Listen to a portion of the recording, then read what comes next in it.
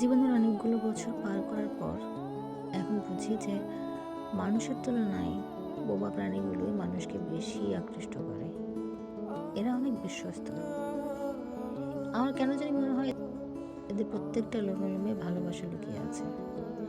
আপনি যখন একবার এদের প্রতি আকৃষ্ট হবেন, এরা কোনোভাবেই আপনাকে একা ছাড়বে না।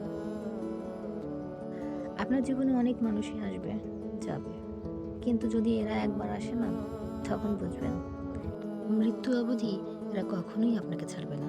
আসলে এটা সৃষ্টিগত প্রদত্ত না। একবার একটু আদর করে দেখেন, এরা কখনোই আপনার পিছু ছাড়বে না।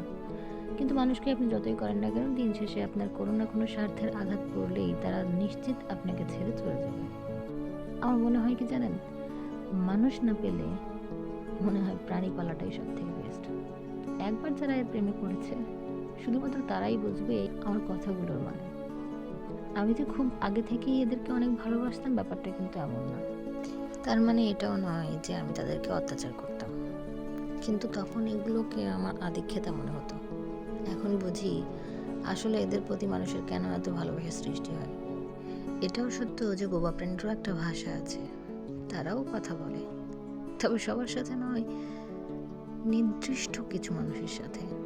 হ্যাঁ, যারা তার ভাষা বোঝে, তার আদর বোঝে, কদর বোঝে, তারা শুধু তাদের সাথেই কথা বলে, তাদেরকেই বোঝায় ভালোবাসা কি।